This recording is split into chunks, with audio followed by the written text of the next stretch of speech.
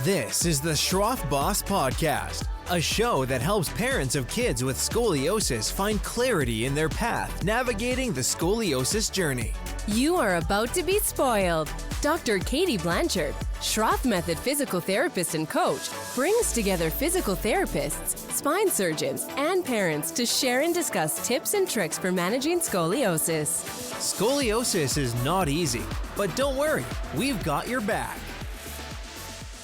Welcome, Anne-Marie and Lily. We're going to go through a few questions here about the process of having scoliosis and your journey. Okay? So when were you first diagnosed, Lily? I was diagnosed 2019, I think. Yeah, 2019. 2019, okay. And how old were you when you were diagnosed, and how old are you now? I was diagnosed when I was 10, and now I'm 14. Okay, so you've had it for about 4 years, or at least you've discovered you had it for 4 years. How did you actually find out that you had scoliosis? I was a cheerleader, and I was at practice and just was tumbling and landed and was like, ooh, my back. So finally we thought it was just a pulled muscle. Finally we went to the doctor. They did x-rays and they were like, yeah, you have scoliosis. So a little bit more in depth, if you want some more in depth about that. Is Sure thing. She had this pain and everyone kept saying, oh, it's just the muscle. So the gym was closed for a week. We thought, okay, she's going to take a week off and we'll see how she feels. She went back and she was doing high level tumbling, but when she would just do a basic skill of like a cartwheel or a round off, she would like scream into this pain of tears. So that very first day that she felt this pain, I was like, we're going to stop. So we went to, at the time, her coach is a physical therapist. So we went to her office to say, something's just not right. You know, like she's in a lot of pain. So she did an x-ray. They did not think anything would show in an x-ray. And they found that she had a spondy on L5S1. So they ordered an MRI. And then we actually saw several doctors for that. And nobody mentioned to us anything about scoliosis. It wasn't until we went to our 11th doctor for a consult in NYU that he says, okay, we could address this, but also we have to monitor this scoliosis. And we were like, what? She has scoliosis?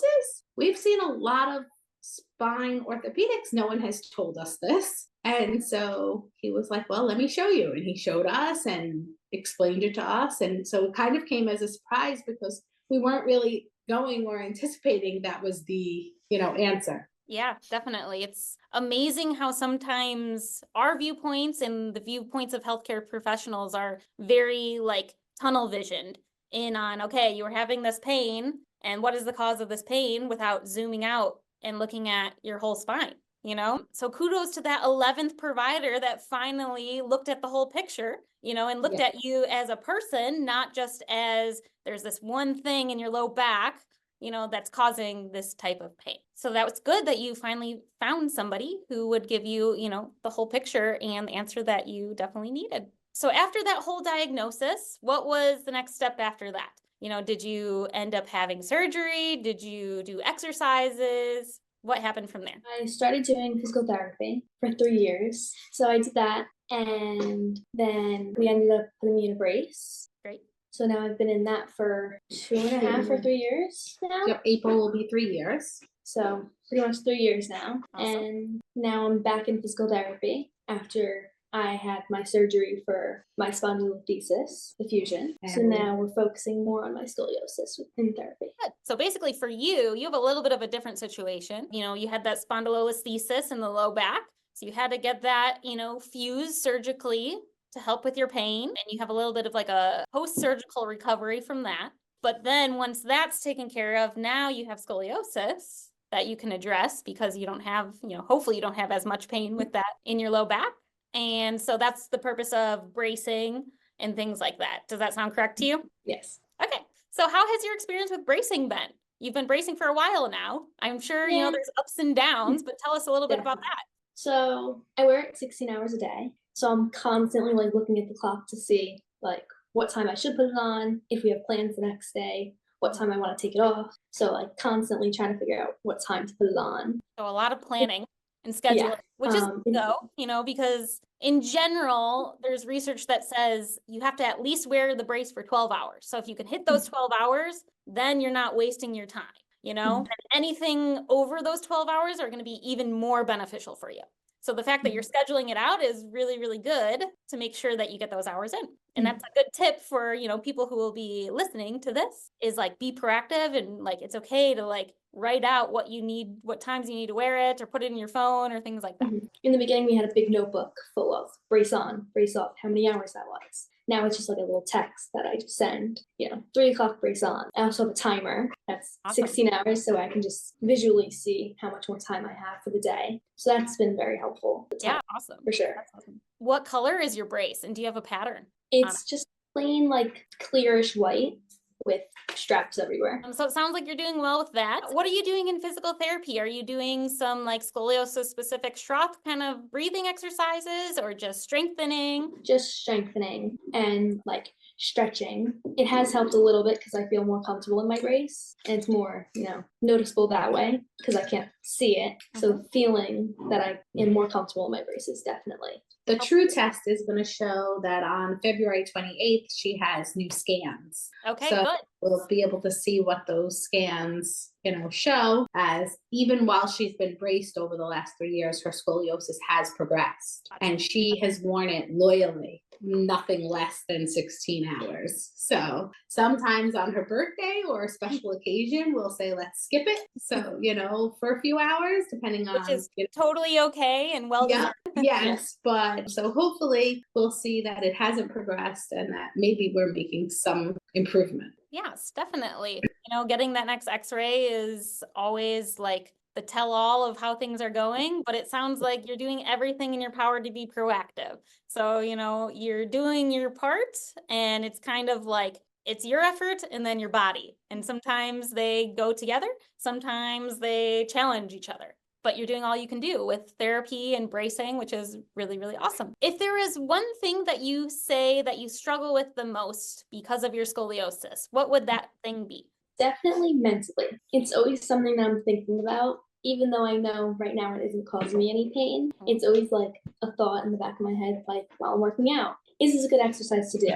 Or maybe I should skip this one. It's definitely just something mentally because I don't have the pain. So it's 100% mentally. So basically like you said you're a cheerleader, right? I was, yeah. You were a cheerleader. Okay. So now you're doing workouts and things like that, being active as a normal kid, all that kind of stuff, but you still have scoliosis constantly in the back of your head, right? Yeah. So is there anything that you do to like try to let that go and like, you know, relax a little bit, just have fun, even if it's like a little hobby or, you know, anything that you try to help, you know, with the mental aspect of it, because it is a lot all the time. Yeah. I like to find like random little things, like I knitted a blanket just because it distracts me. I like to do some art stuff, like painting, just as something to get my mind off other things. Gotcha, very which nice. is helpful, you know, even just getting distracted into a really good show. So that's the mentality is a struggle, definitely. And I'm sure a lot of people can relate to you, Lily, with that. What about something that you've learned through this whole process of having scoliosis, of the roller coasters, of ups and downs and being scared and being confident? You know, what's the biggest thing that you've learned? Definitely to trust my doctors and not doubt them because they know if I'm okay or not. So coming to the doctor's appointment, I'm always stressing out, obviously, but after is definitely a big relief. So trusting them to know what they're doing is definitely the best thing. Awesome. And that's really awesome. And it's a great thing that it sounds like you found, you know, the doctor that you can really put your trust in. And, you know, that's one of the most important things is finding somebody that you can kind of click with and, you know, that both you and your family can put their trust in that you're going to get the best care. And it sounds like you do, which is really great. And even once we found him, we still continued to look just to make sure we made the right choice because we were so confused at being told such conflicting things. And so once we found him, we were like, okay, this sounds like really good. And I think sometimes parents or even individuals doubt that they should be advocating and asking a lot of questions for themselves. And I think that that was one good thing that, you know, I did, my husband, but also Lily did. You know, Lily had a very big say in the doctor that we were going to choose because they needed to see her as an individual. They needed to speak to her and answer her questions, even though she was a child. Yep. totally. Yeah. And props to both of you for, doing your due diligence, doing your research, not being afraid to get that many opinions. One of my biggest things is the more you learn, the more you can help yourself. So, just by getting those other opinions is you're getting more information until you can say, yes, this is, what I want to do.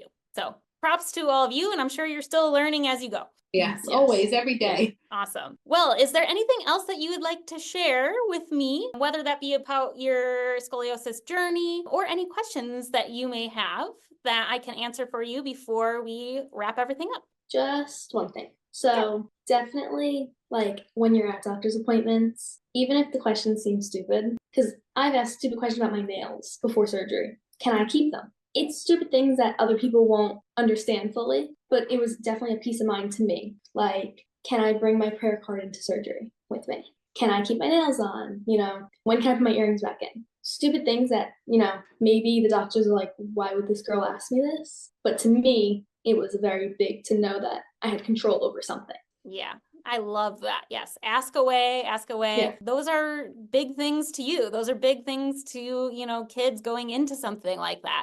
So it really matters. And that's awesome that, you're able to ask yourself. And I think honestly, like, the doctors and the healthcare professionals, they're happy to answer those things for you because then they know that you're invested in your own care too. So it definitely goes a long way. And that is really, really good advice for other kids and people with scoliosis. And there were some things that you would post in your group. I want you to know, really empower parents and patients because it gave us some tools to ask questions about certain things. So like maybe it caught my attention. I started to read it and Google it and say, oh, okay, on our next appointment, let's put this on our list of questions to ask and see what does he say about this, to kind of just always keep our mind open. And we really appreciate the time that you put into the scoliosis community to make us as knowledgeable as we can be.